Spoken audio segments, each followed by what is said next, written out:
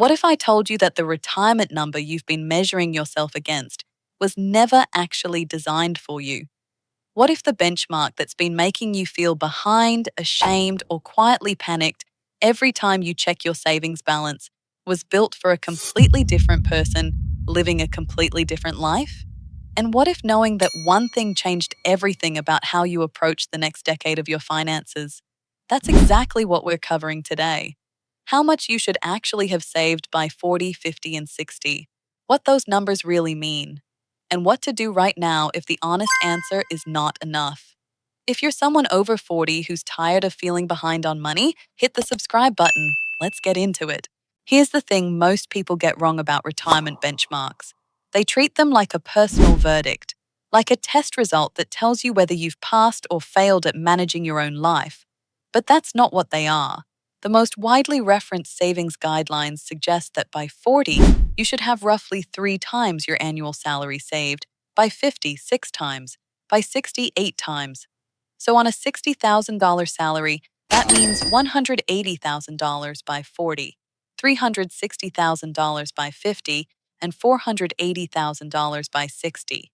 When most people over 40 see those numbers, the reaction is immediate, either quiet relief or a wave of anxiety that's hard to shake. Here's what most people don't realize.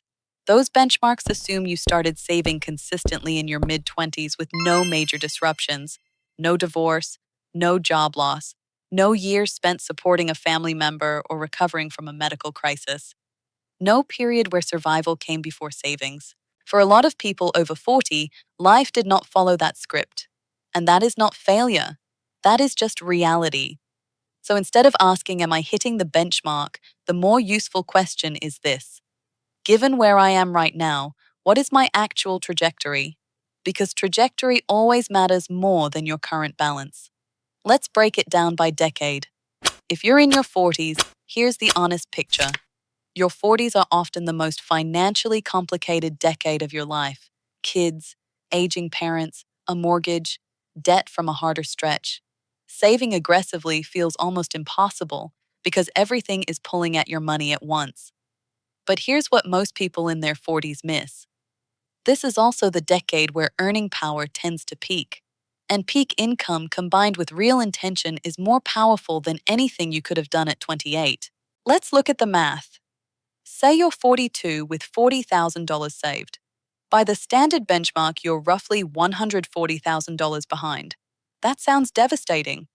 But if you start investing $600 per month from today, and the market averages 7% annually, by age 67, you'd have approximately $490,000 from $600 a month, starting now.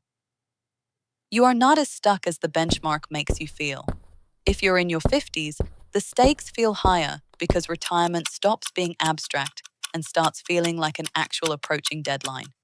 But your 50s come with a financial tool your younger self didn't have: catch up contributions. Once you turn 50, you can contribute more to tax advantaged retirement accounts than younger investors. The standard 401k limit sits around $23,000 per year. At 50 and older, you can add another $7,500 on top of that. Here's what that actually does. Say you're 52 with $80,000 saved and you start contributing $30,000 per year to retirement accounts. Over 15 years with 7% average growth, you'd be looking at roughly $750,000 from $80,000 in 15 years. The math of your 50s is more forgiving than most people believe. The key is starting now. And if you're in your 60s, here's what most people get wrong. They treat retirement like a binary. Either you have enough to fully stop working at 65 or you've failed. But that's not how retirement actually works for most people today. Working part-time until 68 instead of fully retiring at 65 adds meaningfully to your lifetime income, and delaying Social Security from 62 to 67 increases your monthly benefit by roughly 30%. Delaying it all the way to 70 increases it by as much as 77% compared to claiming early. These are not consolation prizes. These are real financial levers that change the picture significantly. Let me tell you about someone I'll call Sarah. Sarah was 47 with $32,000 in a 401k and $4,000 in savings. By every benchmark she'd read, she was catastrophically behind. Her 30s had been spent raising two kids mostly on one income after a divorce. Saving simply hadn't been possible the way the guidelines assumed. She did three things. She raised her 401k contribution from 3% to 9%. She opened a Roth IRA and started putting in $200 per month. And she built a small emergency fund so she'd stop raiding her retirement account every time something went wrong. 5 years later, her combined retirement savings had grown to just over $130,000. She told me something that stayed with me. The benchmark told me I'd already lost. The math told me I still had time.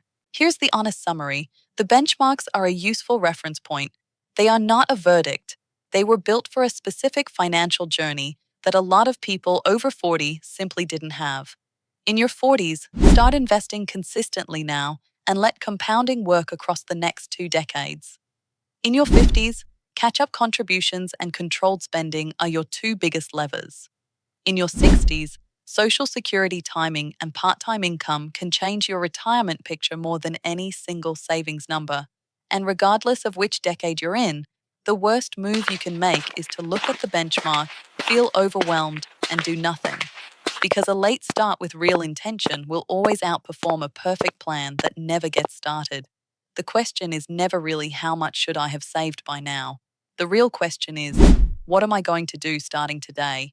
If this video helped you see your situation more clearly, hit subscribe. And I want to know, when you think about retirement, what's the first emotion that comes up? Tell me in the comments.